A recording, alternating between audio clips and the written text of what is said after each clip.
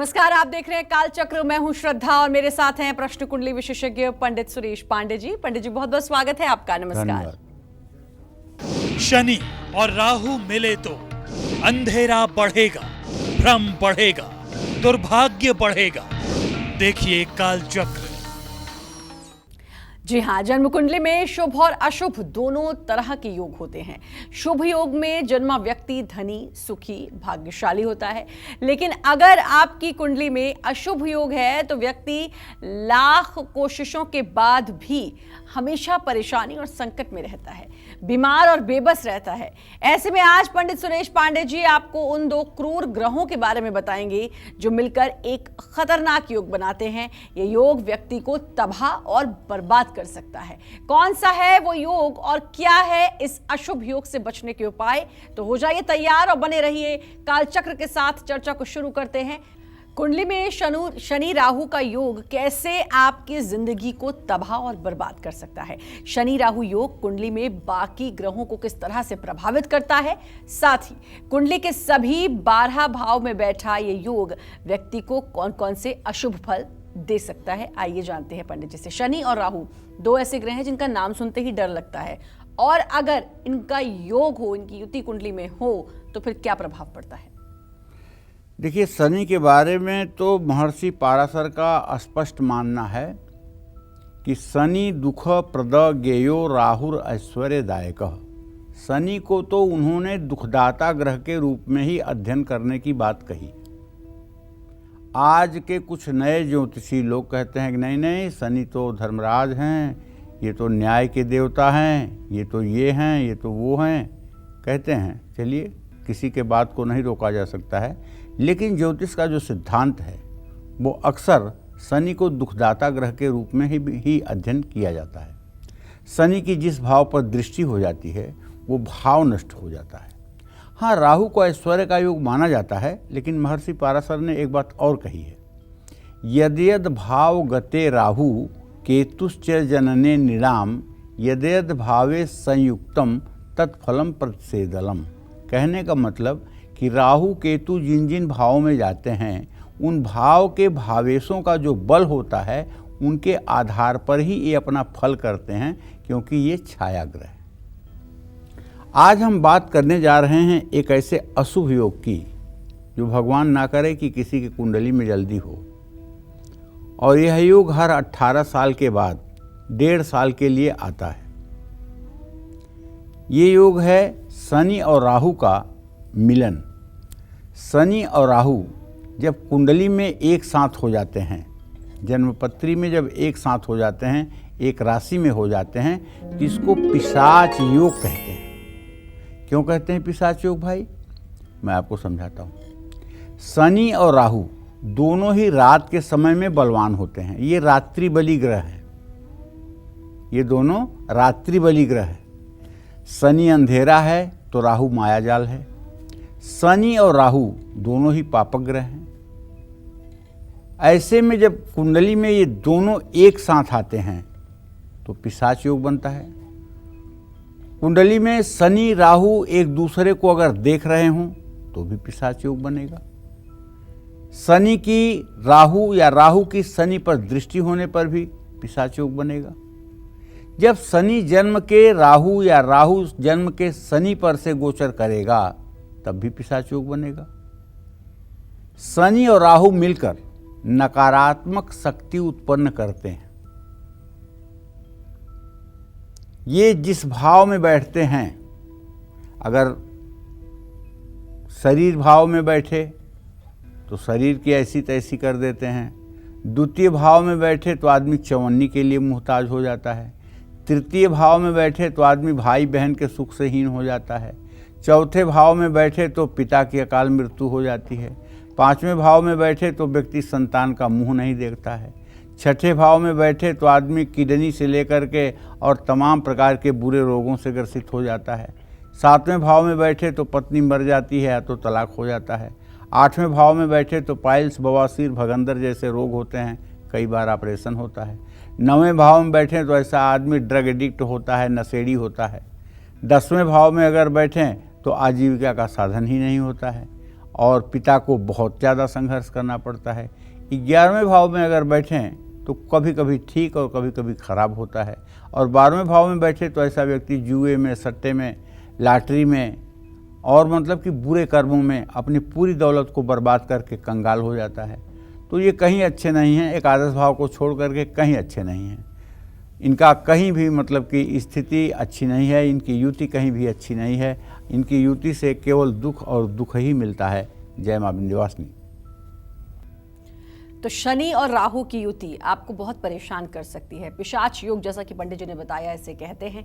अलग अलग भाव में अगर इनकी युति हो और ये विराजमान हो तो फिर जीवन पर क्या कुछ असर पड़ता है, ये हम पंडित जी से जानेंगे। लग्न से शुरुआत करेंगे, लेकिन उससे पहले कॉलर जुड़ चुके हैं अनुराग मिर्जापुर से। अनुराग जी, स्वागत है, बात करिए पंडित जी से। पंडित जी प्रणाम। सुखी रहो बेटा। पंडित जी, मेरे बेटे के बारे में जानना चाहता हूँ, अपने बेटे के बारे में। उसकी डेट ऑफ बर्थ है 3 फरवरी 2003। मैं अपने बेटे के बारे में जानना चाहता हूँ, उसके भविष्य के बारे में। उसकी तबीयत ठीक नहीं है। अनुराग जी, देखिए ऐसा है कि आपके पंचम पुत्र भाव का स्वामी जो है वो सूर्य है और तृतीय भाव में है, उससे छठे भाव में शनि बैठा हुआ है। आपके बेटे को जहाँ तक ज्योतिषीय अनुमान मेरा कह रहा है 1 2 3 4 5 6 शीत जनित रोग हैं और कुछ उसके शरीर में खून की कमी हो रही है, हीमोग्लोबिन की कमी हो रही है। तो एक बार तो आप उसकी हीमोग्लोबिन की चेकअप करवा लीजिए, और दूसरी बार आप एक बार ये देखिए कि कहीं उसे दूरगामी तक चलने वाला ज्वर तो नहीं लगा हुआ है। अगर ऐसा है तो शूलनी दुर्गा के मंत्रों से 7 बार शूलनी दुर्गा के मंत्रों को पढ़ते हुए उसके ऊपर जल का छिड़काव करें। 3 दिन तक लगातार ये उपाय करने के बाद उसका स्वास्थ्य बिल्कुल ठीक हो जाएगा, इसमें कोई संदेह नहीं है। और एक और कॉलर हमारे साथ जुड़ गई है, विभा गुड़गांव से। विभा जी, बहुत बहुत स्वागत है, बात करिए पंडित जी से। हाँ पंडित जी प्रणाम। हाँ, सुखी रहिए। पंडित जी, मैं अपने बेटे के बारे में जानना चाहती हूँ। उसका नाम अभिषेक है और जन्म तारीख है 11 जनवरी 1995, राजस्थान चूरू, सुबह 10:20 का। गुरुजी, उसका एक तो शरीर बिल्कुल ठीक नहीं रहता, कभी एक बीमारी खत्म है तो दूसरी है तो तीसरी, और उसका शादी में भी अब रिश्ते खूब आ रहे हैं पर बात नहीं बन रही। पंडित जी, क्या उपाय करूं मैं? देखो ऐसा है विभा, तुम्हारे पुत्र भाव का स्वामी जो है वो बुध है और उससे रोग भाव का स्वामी जो है शनि है, वो छठे भाव में है। तुम्हारे बेटे को फेफड़े से, लंग्स से संबंधित इन्फेक्शन है। इसे किसी सुयोग्य चिकित्सक से परामर्श लेकर के इसका इलाज करना चाहिए, और इसके शनिवार के दिन एक स्टील की कटोरी में सरसों का तेल भर के उसमें बेटा अपनी परछाई देख करके 7 शनिवार तेल दान कर दे। ये छाया दान करने से भी उसके सेहत में सुधार हो जाएगा, लेकिन इलाज बहुत ज़रूरी है और किसी अच्छे डॉक्टर को दिखा करके इसका अगर इलाज किया जाए तो ये जल्दी से ठीक हो सकता है।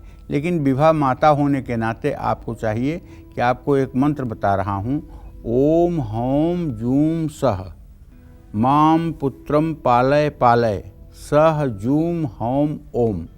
ये मंत्र अगर आप 5 माला रोज़ सुबह उठ करके भगवान शिव को ध्यान करके जप करना शुरू कर दें तो ज़्यादा से ज़्यादा 6 महीने के अंदर पूरे ज़िंदगी के लिए आपका बेटा स्वस्थ और निरोगी हो जाएगा, इसमें कोई संशय नहीं है।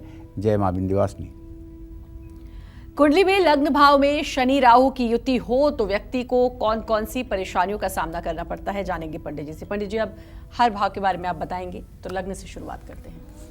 हाँ, लग्न माने शरीर भाव, जिससे शरीर के बारे में, शरीर के रूप रंग के बारे में, शरीर के लंबाई के बारे में, स्वास्थ्य के बारे में जाना जाता है।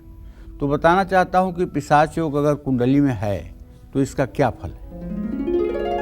भाव के अनुसार देखिए, लग्न भाव में शनि राहु की युति हो तो व्यक्ति पर तांत्रिक क्रियाओं का प्रभाव जल्दी होता है। ऐसा व्यक्ति हमेशा परेशान और चिंतित रहता है। और एक बात बताऊं, ऐसे व्यक्ति का जब जन्म होता है ना, तब भी परिवार में बहुत विपत्तियां रहती हैं। ऐसे व्यक्ति के पैदा होने पर घर में खुशियां नहीं मनाई जाती हैं, और ऐसा व्यक्ति पैदा हो करके महीने 2 महीने तक मरणासन्न स्थिति में रहता है, लेकिन फिर भी जीवित हो जाता है। और ऐसे व्यक्ति में हर समय नकारात्मक विचार हावी रहते हैं, और ऐसे व्यक्ति को कोई न कोई रोग हमेशा परेशान करता है। कभी ऐसा होता ही नहीं है जब इनको रोग ना हो। तो इस तरह से लग्न में शनि राहु का होना ये कहीं से भी अच्छा नहीं है।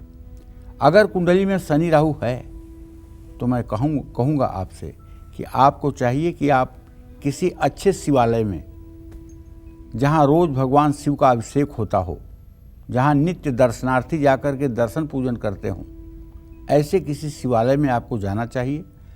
शिवलिंग पर जल दूध बेलपत्र चढ़ाना चाहिए और उत्तर मुँह करके आपको महामृत्युंजय मंत्र का 10 माला जप करना चाहिए। और ये उपाय 150 दिनों तक करना चाहिए।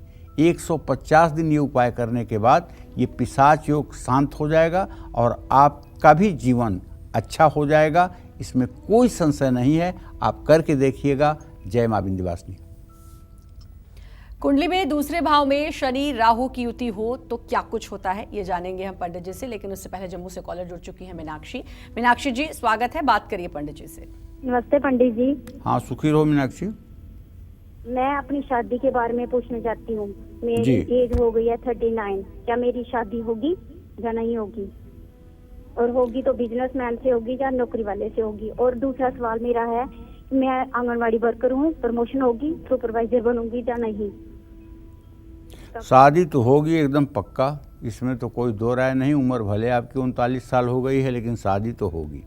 और शादी होने में जहाँ तक मुझे लग रहा है कि ज़्यादा से ज़्यादा अक्टूबर के महीने तक शादी तय हो जाएगी। क्योंकि जब आपने प्रश्न किया है तो सूर्य शनि दोनों की स्थिति परस्पर पंचम नवम है, स्नेहा दृष्टि से इत्तिसाल है। इसका मतलब विवाह तो होगा, लेकिन पुनर्विवाहित युवक के साथ आपका विवाह होगा। जिसका एक विवाह टूटा होगा, ऐसे व्यक्ति के साथ आपका विवाह होगा और सुखी वैवाहिक जीवन आपका रहेगा। हाँ, जहाँ तक आंगनवाड़ी में आपके काम की बात है तो ठीक है, भविष्य में आने वाले समय में आपके लिए और अच्छा संकेत इस नौकरी में मिल रहा है।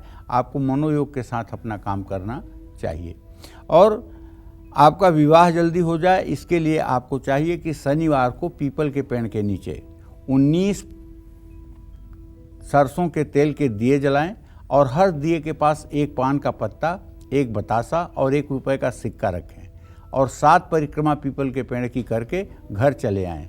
पैसा बतासा वहीं छोड़ दें। ये उपाय 7 शनिवार करने पर आपके विवाह का शीघ्र योग बनना शुरू हो जाएगा। जय मां विंध्यवासिनी। चलिए अब बात करेंगे कुंडली के दूसरे भाव की। कुंडली में दूसरे भाव में शनि राहु की युति हो तो व्यक्ति को कौन कौन सी मुश्किलों का सामना करना पड़ सकता है, बताइए पंडित जी। दूसरे भाव को कहते हैं कुटुंब भाव, दूसरे भाव को कहते हैं धन भाव, दूसरे भाव को कहते हैं वाणी का भाव। तो जब जन्म कुंडली में शनि और राहु की युति हो जाए द्वितीय भाव में, तो क्या होगा जानते हैं? व्यक्ति के परिवार के लोग ही उसके शत्रु बन जाते हैं। ऐसे लोगों का परिवार बहुत अस्त व्यस्त और पस्त होता है। परिवार का सुख ऐसे लोगों को मिलता ही नहीं। ऐसे व्यक्ति के हर काम में रुकावट आती है। बैंक बैलेंस की तो बात छोड़िए, बैंक में खाता नहीं खुल पाता है। और बोलता तो ऐसा है ये आदमी कि तलवार की धार भी उसके आगे कम पड़ जाए। अगर बोल दे तो लोगों का कलेजा टुकड़े टुकड़े हो जाए, इतना कठोर बोलने वाला होता है। और कहीं भी इसको लोकप्रियता नहीं मिलती है। जिंदगी में कठिनाइयों में ही ये व्यक्ति जन्म लेता है और कठिनाइयों में ही मृत्यु को प्राप्त होता है। गलत संगत में, गलत आदत में नशा का शिकार होता है, पैसे को बर्बाद करता है। पैसा अगर कहीं से आ भी जाए, ऐसा आदमी खेत, बगीचा, जमीन, माने अपने आखिरी आशियाने तक को बेचने में देर नहीं लगाता है, क्योंकि अपने भविष्य के प्रति बिल्कुल ये कुछ भी नहीं सोचता है। अपने बारे में, अपने कुटुंब के बारे में, अपने परिवार के बारे में कुछ नहीं। ऐसा व्यक्ति सिर्फ अपने नशा, अपनी आदतों को चलाए रखने के लिए सारी कुर्बानियां देता रहता है। अगर दुर्भाग्य से आपकी कुंडली में भी ऐसा है और आप चाहते हैं कि इस विपत्ति से निकल जाएं, तो आपको चाहिए कि आप इसके लिए भी किसी शिवालय में ही बैठ करके ओम संग सनश्चराय नमः, ओम रांग राहवे नमः, इन दोनों मंत्रों का 10-10 माला जप 102 दिन तक नियम से करना चाहिए। और शिवालय में शाम को जाकर के घी का दिया जलाना चाहिए। ये उपाय अगर कुछ दिनों तक आप अनुष्ठान के रूप में कर लेंगे तो निश्चित रूप से इसके दुष्प्रभाव में थोड़ी सी कमी आएगी। जय मां विंध्यवासिनी। तीसरे भाव में युति हो शनि राहु की तो क्या होता है जानेंगे, लेकिन नागपुर से कॉलर जुड़ चुके हैं। गुरु प्रसाद जी, बहुत बहुत स्वागत है। बात करिए पंडित जी से। चरण ईश्वर पंडित जी, मैं हाँ, नागपुर सदा से सुखी रहिए। गुरु प्रसाद त्रिपाठी बोल रहा हूँ जी। मेरे 2 सवाल है सर। मेरा बड़ा लड़का अभय नाम है, उसका जन्मदिन है 3 अप्रैल 1998 सवेरे 8 बजे। जी। उसकी सरकारी नौकरी कब तक लगेंगी? अच्छा। और दूसरा लड़का केशव है, उसका जन्म दिनांक है 8 दिसंबर 2001।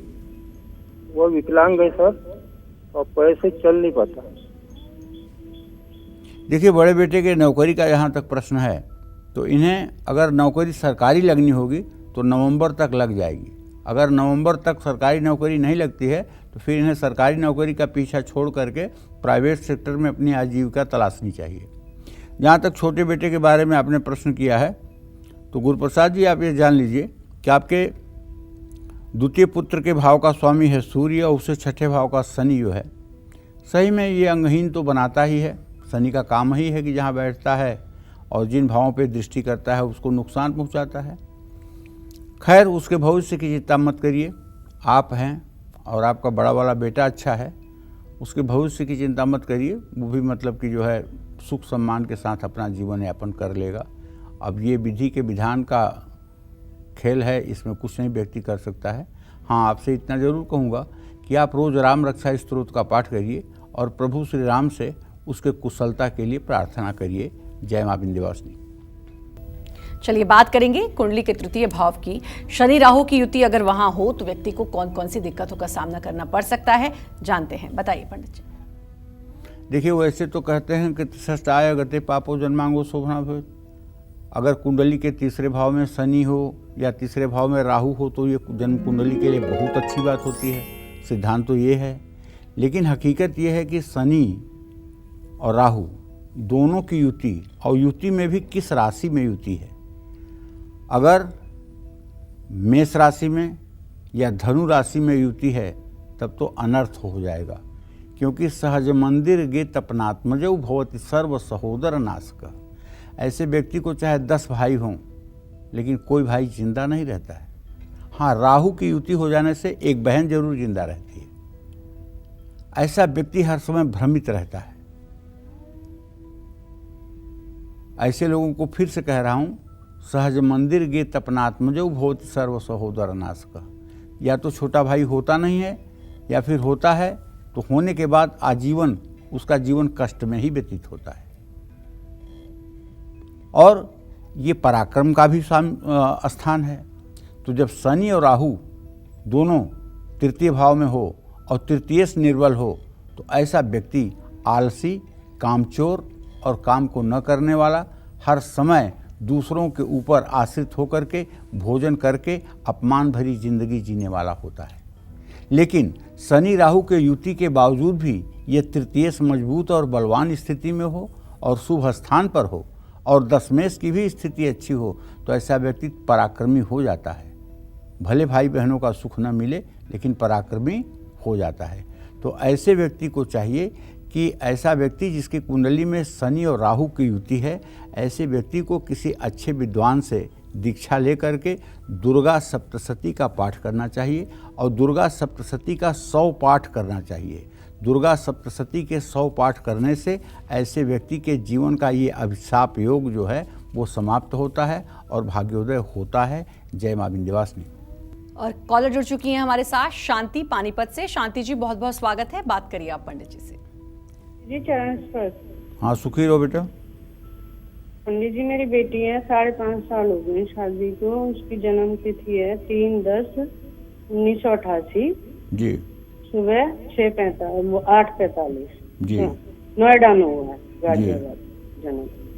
पंडित जी, इसकी नौकरी में प्रॉब्लम है, इसकी नौकरी कब तक लगेगी और ना कोई संतान का योग है अभी बना, कब तक बनेगा? देखो, ऐसा है कि बुध बृहस्पति की तृतीय एकादश स्थिति इस बात का संकेत है, नौकरी तो जल्दी मिल जाएगी, इसमें कोई दो राय नहीं है। और अभी केतु बैठा हुआ है, 1 साल के बाद संतान योग भी बन जाएगा। संतान योग के लिए इसे एक उपाय करना पड़ेगा। इसे किसी अच्छे दिन, खास करके सोमवार का दिन हो तो बहुत अच्छा होगा, किसी शिवालय में 3 लीटर गाय का दूध लेकर के, देसी गाय का दूध लेकर के जाना चाहिए और वहाँ पुजारी से आग्रह करके भगवान शिव का रुद्राभिषेक करना चाहिए। ये रुद्राभिषेक शुक्ल पक्ष की पंचमी के दिन अगर किया जाए और हर महीने शुक्ल पक्ष की पंचमी के दिन किया जाए तो 5 बार ये रुद्राभिषेक करते करते ये माँ बनने के योग्य हो जाएगी और नौकरी भी इसको मिल जाएगी, इसमें कोई संशय नहीं है। जय माँ विंध्यवासिनी। आज से अपनी कुंडली पर जरूर गौर करें। कहीं आपकी कुंडली में शनि राहु एक साथ तो नहीं है, कहीं कुंडली में शनि राहु का योग तो नहीं है। अगर ऐसा है तो समझ लीजिए आपका कष्ट बढ़ सकता है, दरिद्र हो सकते हैं आप, आपकी खुशियां छिन सकती हैं। तो चलिए अब बात करेंगे कुंडली के चौथे भाव की। कुंडली में चौथे भाव में शनि राहु की युति है तो व्यक्ति को किन किन मुश्किलों का सामना करना पड़ सकता है, जानेंगे पंडित जी से। बताइए पंडित जी। देखिए, कुंडली का जो चौथा भाग होता है उसको हम सुख स्थान कहते हैं। उससे माता का विचार, भूमि भवन वाहन का विचार, पूजा स्थान का विचार और उससे पिता के जीवन के दुख सुख का विचार किया जाता है। ऐसे लोगों को माँ का सुख नहीं मिलता है जिनके चतुर्थ भाव में खास करके शनि और राहु हों। ऐसे लोगों की माता बाल्यकाल में मर जाती है या गंभीर बीमारियों से पीड़ित होती है और ऐसे लोगों के घरों में नकारात्मक शक्तियों का प्रभाव रहता है। ऐसे लोगों का घर हर समय गंदा रहता है, चाहे जितनी साफ सफाई की जाए लेकिन घर में हर समय गंदगी का अंबार रहता है। ऐसे लोगों का जन्म जिनकी कुंडली में शनि और राहु चौथे भाव में हैं, मैं गारंटी के साथ कहता हूँ ऐसे लोगों का जन्म टूटे हुए घर में होता है। हॉस्पिटल भी होगा ना, इतना जरा जीर्ण होगा कि जिसकी कोई बात नहीं। अगर हॉस्पिटल में भी जन्म हुआ होगा तो आप जाके देख लीजिएगा वो अस्पताल, वो टूटा फूटा होगा। और अगर घर में जन्म होगा तो निश्चित रूप से घर टूटा फूटा होगा। अच्छे घर में ऐसे लोगों का जन्म नहीं होता है, वास्तु दोष होता ही है घर में। ऐसे लोगों को मकान का सुख बहुत मुश्किल से मिलता है। कुंडली के चौथे भाव में शनि राहु की युति हो तो ऐसे लोग जब भी अपने मकान का निर्माण करवाते हैं तो उनके परिवार में रोग, परेशानियां, कलह, कष्ट सब बढ़ जाता है और ऐसे लोगों को जीवन में भारी आर्थिक नुकसान भी झेलना पड़ सकता है। और हाँ, शनि और राहु जब चतुर्थ में बैठेंगे तो दशम पे दृष्टि जाएगी। ऐसे आदमी के पिता का जीवन बिल्कुल नारकीय हो जाता है, संघर्षों से भर जाता है और आजीविका के क्षेत्र में भी सफलता नहीं मिलती है। ऐसे लोगों को चाहिए कि ऐसी परिस्थिति उत्पन्न होने पर नित्य रुद्र सूक्त का पाठ करें और जब भी संभव हो भगवान शिव का पार्थिव शिवलिंग बना करके उसकी पूजा करें। पूजन करने के बाद पार्थिव शिवलिंग को जल में विसर्जित कर दें। ऐसा उपाय करने के बाद इस दोष का शमन होता है। जय मां विंध्यवासिनी। और बात पांचवें भाव की भी होगी, लेकिन उससे पहले काजल जुड़ चुकी है हमारे साथ गुजरात से। काजल जी, बहुत बहुत स्वागत है। बात करिए पंडित जी से। काजल जी, आप पंडित जी से बात कर सकती हैं। हाँ हाँ पंडित जी, मैं बच्चों के बारे में पूछना चाहती हूँ। पहला लड़का है मेरा, उसका डेट ऑफ बर्थ है 3/10/90।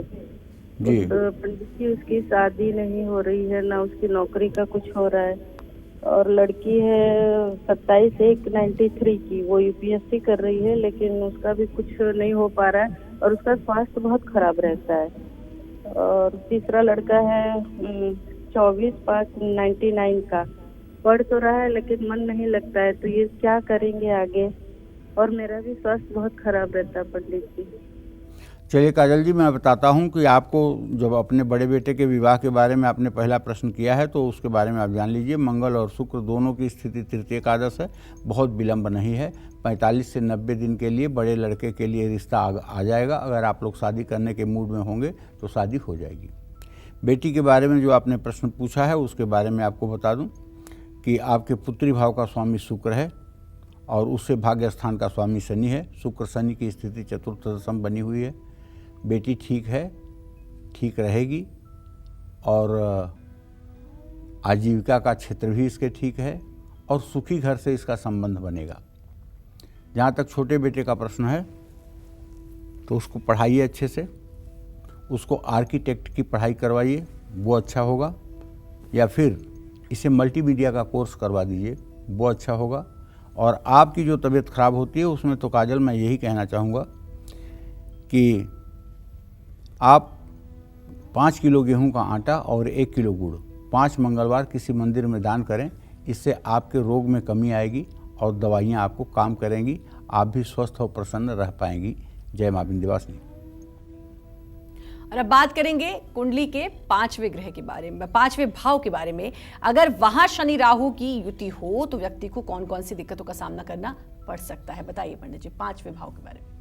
देखो श्रद्धा, 5वां भाव जो ज्योतिष का है इसको उपासना का स्थान, संतान भाव का स्थान, विद्या का स्थान, इष्ट देवता का स्थान, ये सब स्थान इसको माना जाता है।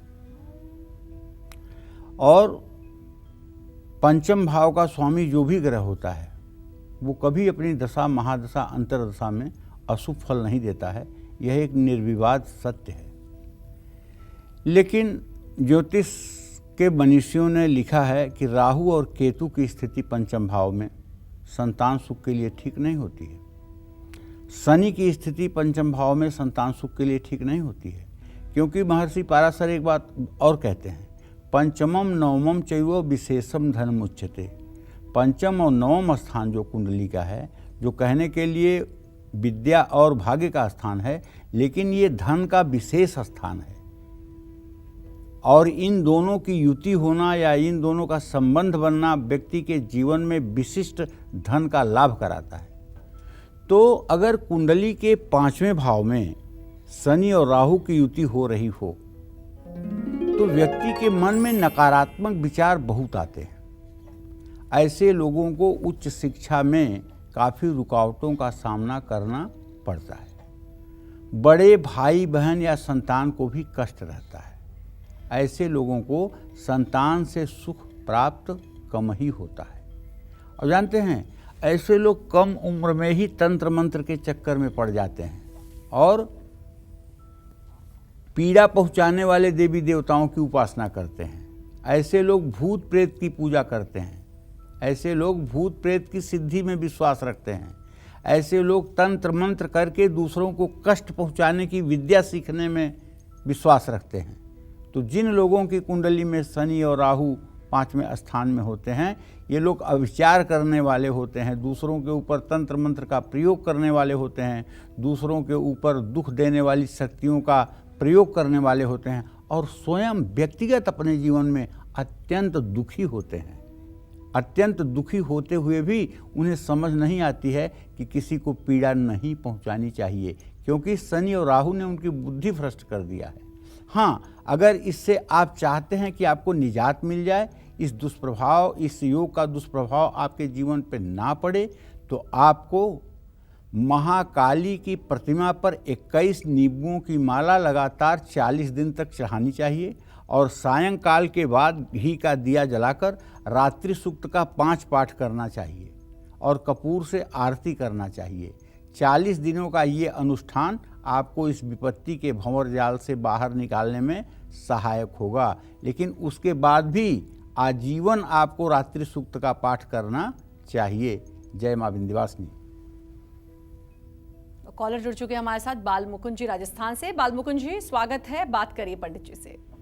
राम राम पंडित जी। राम राम पंडित जी, मैं पूछ रहा था मेरे बारे में और मेरी पत्नी के बारे में जी। मैं यूँ पूछ रहा था, मेरी शादी हुई है, वो सवाल है जब से मैं दुखी हूँ, और शादी हुई उसके बाद से आज तक दुखी हूँ। बच्चा हो गया 20 साल के आसपास। मेरी जन्म पत्री नहीं है और पत्नी की भी जन्म पत्री नहीं है। तो मेरे भविष्य के बारे में पूछना चाहता कि मेरे मकान का मुझे सुख मिलेगा नहीं मिलेगा, मकान बनेगा कि नहीं बनेगा घर का।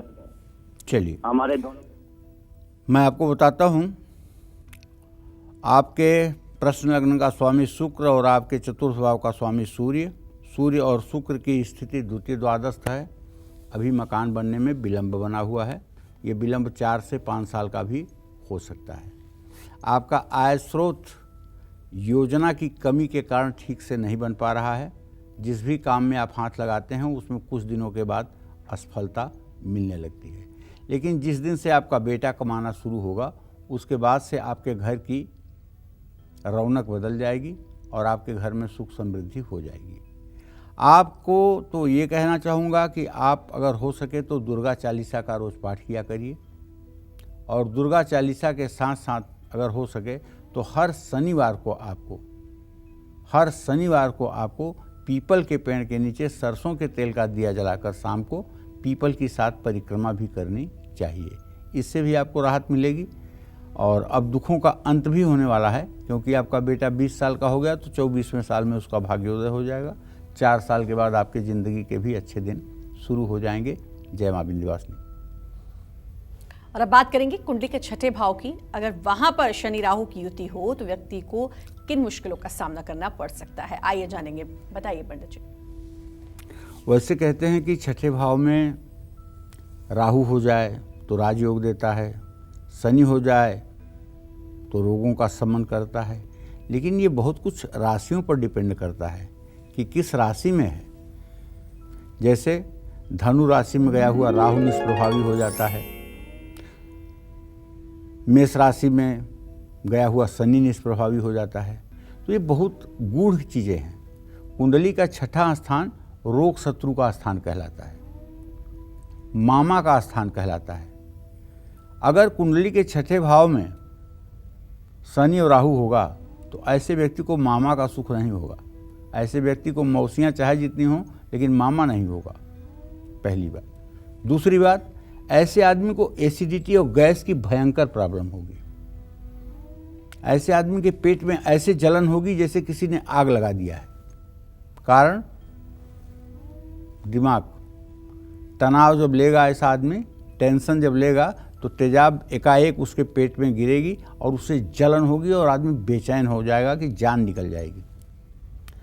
तो देखो, कुंडली के छठे भाव में शनि राहु की युति होने पर व्यक्ति को छिपे हुए शत्रुओं से काफ़ी नुकसान होता है और बहुत 2 कौड़ी के लोग ऐसे लोगों के दुश्मन होते हैं जो हर क्षण अपने अस्तित्व को दांव पर लगा के आपसे लड़ जाएंगे। ऐसे लोगों से नहीं लड़ना चाहिए। जिनके पास गंवाने के लिए कुछ नहीं हो, ऐसे लोगों से दुश्मनी नहीं करना चाहिए। ऐसे लोगों के रोग का भी आसानी से पता नहीं चल पाता है। गलत संगत और गलत आदतों के कारण धनहानि भी होती है। ऐसे लोग हार्ट पेशेंट हो जाते हैं। ऐसे लोगों को खून से संबंधित रोग हो जाता है। और शुक्र अगर संबंध बना ले तब तो निश्चित रूप से ऐसे लोगों को कैंसर भी होता है। दुर्घटना होने का भी खतरा बना रहता है। तो भाई, छठे भाव में जब ये सब चीज़ें हों तो हमारी समझ से ऐसे व्यक्ति को बहुत अच्छी तरह से पंचमुखी हनुमान की पूजा करनी चाहिए और पंचमुखी हनुमान के सामने दिया जलाकर सुंदरकांड का कम से कम 100 दिनों तक सायंकाल पाठ जरूर करना चाहिए। जय मां विंध्यवासिनी। कॉलर जुड़ चुकी है हमारे साथ, सुमन दिल्ली से। सुमन जी, स्वागत है, बात करिए आप पंडित जी से। प्रणाम पंडित जी। हाँ, सदा सुखी रहो बेटा। पंडित जी, मेरे 2 प्रश्न है अपनी बेटियों के बारे में। बड़ी बेटी का नाम प्रियंका है, उसकी डेट ऑफ बर्थ 3 मार्च 1991 है जी। और छोटी बेटी सुरभि है जिसका डेट ऑफ बर्थ 15 अप्रैल 1998 है। पंडित जी, मेरी बड़ी बेटी प्रियंका की शादी हो गई है लेकिन उसकी मैरिड लाइफ में बहुत प्रॉब्लम्स चल रही है और छोटी बेटी, उसका स्वास्थ्य सही नहीं रहता और उसकी जॉब वगैरह भी नहीं लग रही है। पंडित जी, बहुत परेशान हूँ मैं, कोई उपाय बताएं। प्रियंका के वैवाहिक जीवन में अभी तो थोड़े से तनाव की स्थिति है, लेकिन मैं जो देख पा रहा हूँ उसके आधार पर ये तनाव शीघ्र ही खत्म हो जाएगा। उनसे कहिए थोड़े दिनों तक एडजस्ट करें, आने वाला समय ठीक है, विवाह के टूटने की कोई संभावना नहीं है, पति की तरफ से कोई कठिनाई नहीं है। और जहाँ तक छोटी बेटी का प्रश्न है, उसको बोलो कि वो रोज़ श्री सूक्तम का पाठ करे, इससे उसका स्वास्थ्य भी ठीक हो जाएगा, नौकरी भी अच्छी हो जाएगी, अच्छा विवाह भी हो जाएगा और अच्छे घर से संबंध भी हो जाएगा। श्री सूक्तम का रोज़ पाठ करे, सुबह शाम नहा करके, निश्चित रूप से उसका भाग्योदय जरूर होगा। जय माँ विंध्यवासिनी। चलिए बात करेंगे अब 7th हाउस की। कुंडली के 7वें भाव में शनि राहु की युति हो तो व्यक्ति को किन किन परेशानियों का सामना करना पड़ सकता है, जानेंगे। बताइए पंडित जी। देखो, ये जन्म कुंडली का जो है विवाह भाव है। यहाँ से आदमी के जीवन साथी या जीवन संगिनी का विचार किया जाता है, जहाँ पर ये शनि राहु की युति हो रही है। शनि राहु की युति होते हुए जब कोई ज्योतिषी साधारण देखते हैं तो ऐसे कुंडली रख देते हैं, कहते हैं नहीं ये कुंडली मुझे नहीं देखना है। अरे भाई, इतना क्यों डरते हो? अगर कोई चीज़ खराब है तो उसका उपाय भी तो होगा। इसका शनि राहु का मतलब होता है कि ऐसे व्यक्ति की एक से अधिक शादियाँ होती हैं और ऐसे व्यक्ति को जीवन में कई मुश्किलों का सामना करना पड़ता है, क्योंकि शनि राहु अगर सप्तम में बैठेंगे तो लग्न को पूरी दृष्टि से देखेंगे ना, सेहत को भी बिगाड़ेंगे ना। तो ऐसे लोगों को अपने दोस्तों या साझेदारों से भी धोखा मिलता है। घर के बाहर का व्यक्ति परिवार में कलेश कराता है। ऐसे लोगों को महिलाओं से अपमान मिलता है। लेकिन ऐसे लोग अगर धैर्य और संयम रखें तो उनकी कार्यक्षेत्र में सफलता भी मिलती है। ऐसे लोगों को चाहिए तवा, चिमटा, कढ़ाई, कंबल, चाकू, तेल, काली उड़द की दाल और नीला कपड़ा, ये सारा सामान शुक्रवार को इकट्ठा करके रखें और शनिवार के दिन किसी बुजुर्ग भिखारी को दान कर दें। ये उपाय अगर 6 बार कर लिया जाए तो ये अशुभ योग अपना अशुभ परिणाम कम कर देंगे और आपका जीवन भी सुखी हो जाएगा। जय माँ विंध्यवासिनी। और अब 7वें के बाद बारी आएगी 8वें भाव की और जानेंगे कि अगर यहां पर शनि राहु की युति हो तो व्यक्ति को किन दिक्कतों का सामना करना पड़ सकता है। बताइए पंडित जी। देखिए, अगर कुंडली के 8वें भाव को पहली बात तो जान लीजिए, मृत्यु स्थान कहते हैं। क्या कहते हैं? मृत्यु स्थान। और 8वें भाव में शनि राहु हो जाएं या शनि राहु की दृष्टि हो जाए तो ऐसा तो हो ही नहीं सकता कि इस आदमी को पाइल्स या बवासीर का रोग न हो और कब्ज की बीमारी न हो, गारंटेड होगा। और शनि राहु की युति होगी तो केतु की दृष्टि होगी, तो निश्चित रूप से ऐसे आदमी का पाइल्स या भगंदर इतना बिगड़ा हुआ होगा कि जीवन मरण का प्रश्न पैदा कर देगा। और वैवाहिक जीवन में ऐसे व्यक्ति के हर समय तनाव रहेगा। कई बार दाम्पत्य जीवन का क्लेश अनियंत्रित हो सकता है। ऐसे लोगों को किसी न किसी शारीरिक समस्याओं के कारण सर्जरी करानी पड़ती है। मैं तो कहूँगा कि यही पाइल्स और रेक्टम से ही जुड़ा हुआ रोग होता है, उसी की सर्जरी होती है। ऐसे व्यक्ति की आयु पर बार बार संकट आता है और जब शनि और राहु अष्टम में बैठेगा तो द्वितीय भाव पर उसकी दृष्टि भी तो जाएगी, तो पैसा कहाँ से संचय होगा? बैंक बैलेंस तो जीरो रहेगा, जिंदगी तनाव में रहेगी। केवल बैल की तरह पूरे दिन काम करिए और शाम को भोजन करके सो जाइए, फिर दूसरे दिन काम करिए, कुछ भी जीवन का सुख नहीं मिलता है। तो अगर अष्टम भाव में शनि राहु हैं तो ऐसे आदमी को चाहिए भगवान शिव की साधना करे। और भगवान शिव की साधना शिवालय में जाके करनी चाहिए या गंगा जी के किनारे करनी चाहिए या किसी तीर्थ में करनी चाहिए या गौशाला में बैठकर करनी चाहिए। भगवान शिव की साधना के लिए गले में रुद्राक्ष की माला धारण करना चाहिए, माथे पर भस्म का त्रिपुंड लगाना चाहिए और ओम नमः शिवाय का अनवरत जप करना चाहिए। इससे निश्चित रूप से कुछ दिनों के अंदर ही भाग्य में चमत्कार होना शुरू हो जाता है। सकल अमंगल मेटन हारी, भाव्यु मेट सकहि त्रिपुरारी। भगवान शिव होनी को भी रोक सकते हैं और सब अशुभ कार्यों को समाप्त करके शुभ का उदय कर सकते हैं, इसमें संशय नहीं है। जय मां विंध्यवासिनी। चलिए अब बात करेंगे कुंडली के 9वें भाव की। कुंडली में 9वें भाव में शनि राहु की युति हो तो व्यक्ति को किन दिक्कतों का सामना करना पड़ता है, जानते हैं। बताइए पंडित जी। अब देखिए, यहाँ भी एक सिद्धांत लागू होता है, 9 में से सर्वदा सौम्य न क्रूर फलदायक। 9वें भाव में सिर्फ चंद्रमा, बुध, बृहस्पति और शुक्र, ये 4 ग्रह ही अच्छे फल देते हैं। 5वां ग्रह कोई नहीं पैदा हुआ जो वहाँ जाकर के अच्छा फल देता हो। हाँ, सूर्य देता है, लेकिन वो सिंह या मेष राशि का हो तब, ठीक है। बाकी ग्रह जो है मंगल भी एक बार वहाँ हो जाए वो भी अच्छा फल नहीं देता है। तो कहने का आशय ये है कि देखिए, शनि राहु जब धर्म स्थान में बैठेंगे, नवम भाव को धर्म स्थान भी कहते हैं और पिता भाव भी उसको मानते हैं। तो जब धर्म स्थान में शनि राहु की युति होगी तो व्यक्ति सीधा सीधा व्यक्ति धर्म के विपरीत आचरण करेगा और आसुरी वृत्ति, राक्षसी वृत्ति के रास्ते पर चलेगा। कुंडली के 9वें भाव में शनि राहु की युति होने पर व्यक्ति धर्म के विपरीत ही आचरण करने वाला होगा। भाग्य में हर समय उतार चढ़ाव रहेगा और ऐसे लोगों के पिता का जीवन कष्ट में व्यतीत होता है। ऐसे लोगों को जीवन में कड़े संघर्ष के बाद ही सफलता मिलती है और ऐसे लोग किसी न किसी नशे के शिकार बहुत कम उम्र में हो जाते हैं, जिससे इनके जीवन का संपूर्ण भाग्योदय कुंठित हो जाता है। ऐसे लोगों को चाहिए धर्मस्थान में जाकर के श्रमदान करें और नित्य अपने गलतियों के लिए पश्चाताप करें। एक अच्छा इंसान बनने के लिए गले में रुद्राक्ष की माला धारण करें, रुद्राक्ष के माला के साथ साथ स्फटिक की भी माला धारण करें और अपने माथे पर भस्म विभूति का तिलक करना न भूलें। ये उपाय अगर आप कुछ दिनों तक करते हैं और भगवान शिव की आराधना करते हैं तो काफ़ी हद तक आपको लाभ मिलेगा। जय मां विंध्यवासिनी।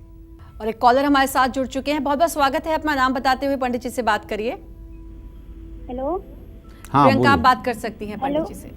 प्रणाम पंडित जी, हमारा नाम प्रियंका है, हम बाराबंकी से बोल रहे हैं। जी। पंडित जी, हमारी मम्मी के बारे में पूछना है। उनका नाम है शांति और उम्र है 47। उनका स्वास्थ्य अच्छा नहीं रहता पंडित जी। देखिए, आपके माता जी के बारे में तो यही कहना चाहूँगा कि जोड़ों के दर्द की शिकायत है, जोड़ों में दर्द है, ज्वाइंट पेन है और मंगल के कारण रक्त विकार है, जैसे मतलब कि डायबिटीज, ब्लड प्रेशर, ये सब रोग होते हैं। अगर आपकी माता जी 1 दर्जन केला 5 बृहस्पतिवार किसी पूजा पाठ करने वाले ब्राह्मण को दान करें तो उससे लाभ मिलेगा। और किसी आयुर्वेदिक डॉक्टर को दिखा करके परामर्श लेकर के थोड़ी सी दवाइयाँ कर लें, उससे उन्हें आराम मिलेगा। कुल मिलाकर के उनको जो रोग है वो पेट से संबंधित और जोड़ों के दर्द से संबंधित है। यही रोग है उनको, दूसरा कोई बड़ा बीमारी नहीं है। जीवन को कोई खतरा नहीं है, किसी प्रकार की कोई टेंशन नहीं है। ये उपाय करेंगी तो लाभ मिलेगा। जय मां विंध्यवासिनी। कुंडली में 10वें भाव में शनि राहु की युति हो तो किन परेशानियों का सामना करना पड़ सकता है, आइए जानेंगे। बताइए पंडित जी। देखिए, कुंडली के 10वें स्थान को आजीविका का भी स्थान कहते हैं। कुंडली के 10वें भाव में शनि राहु के एक साथ होने पर व्यक्ति पारिवारिक सुख से वंचित हो जाता है, क्योंकि राहु की पूरी दृष्टि कुटुंब भाव पर चली जाती है, शनि की पूरी दृष्टि व्यय भाव पर चली जाती है। ऐसे लोग अगर कारोबार करते हैं तो उनको काफ़ी उतार चढ़ाव का सामना करना पड़ता है। ऐसे लोगों के माता पिता को कोई न कोई कष्ट हर समय बना रहता है। तो 10वें भाव का भी शनि राहु अच्छा नहीं होता है। ऐसे लोगों को चाहिए कि कम से कम 40 दिन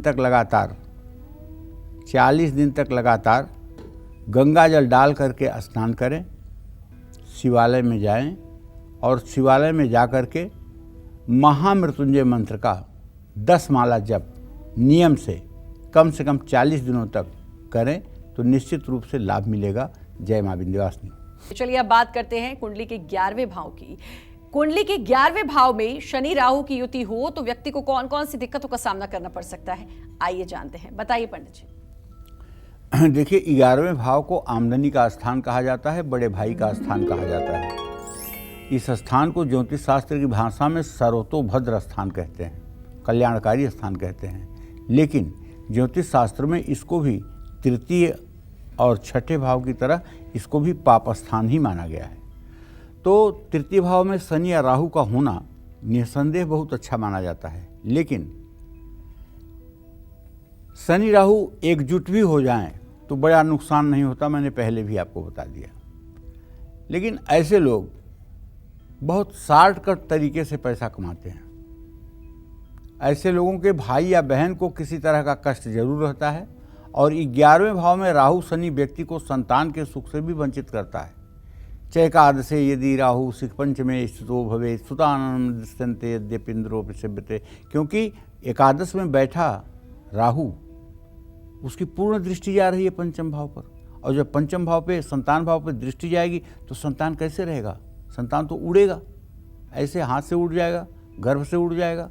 तो कहने का मतलब ये है कि अगर ये दुर्योग हो तो इसका सम्यक विचार करके 5 ग्राम सोने का नाग बनवा करके सर्प सुक्त से उसकी पूजा करके किसी ज्योतिर्लिंग में, खास करके काशी विश्वनाथ या महाकाल में, उज्जैन में या त्रयंबकेश्वर में जा करके विधिवत रुद्राभिषेक करके सोने का नाग दान करने से नागदेव प्रसन्न होकर के कुल की वृद्धि करते हैं, संतान सुखमय जीवन व्यतीत करता है। जय मां विंध्यवासिनी। और चलिए अब बात करेंगे कुंडली के 12वें भाव की। कुंडली में 12वें भाव में शनि राहु की युति हो तो व्यक्ति को कौन कौन सी मुश्किलों का सामना करना पड़ सकता है, बताइए पंडित जी। देखिए, कुंडली का 12वां भाव जो है वो खर्च का स्थान कहलाता है, पूर्व जन्म का स्थान कहलाता है। शनि राहु की युति अगर 12वें भाव में है तो पहली बात तो ये जान लीजिए कि ये व्यक्ति भूत प्रेत योनि से आकर के पैदा हुआ है। ये व्यक्ति किसी मनुष्य योनि से या बहुत पुण्य योनि से नहीं आया है। अनैतिक काम करेगा ऐसा व्यक्ति और अनैतिक संबंध बनाएगा, जुए में, सट्टे में, वेश्यावृत्ति में अपने धन को बर्बाद करेगा और ऐसे व्यक्ति को गृहस्थ का सुख नहीं मिलेगा। ऐसे लोगों को जीवन में कई बार धोखा भी मिलता है और ऐसे लोग किसी बड़ी बीमारी से भी पीड़ित रहते हैं। तो कहने का मतलब कि अगर ऐसा कुछ है तो आपको चाहिए कि आप प्रभु श्री राम की सेवा उपासना करें, उससे आपको लाभ मिलेगा। जय मां विंध्यवासिनी। तो बहुत अच्छी जानकारी पंडित जी आपने दी, शनि राहु की युति के बारे में बताया, अपना कीमती समय दिया उसके लिए आपका बहुत बहुत धन्यवाद। और उम्मीद करते हैं आज का विषय आपको पसंद आया होगा। कल फिर नए विषय और आपकी परेशानियों को दूर करने के लिए ढेरों उपाय लेकर आएंगे पंडित सुरेश पांडे जी के साथ। तब तक कालचक्र की पूरी टीम को दीजिए इजाजत, लेकिन देश दुनिया की खबरों के लिए देखते रहिए News 24। नमस्कार।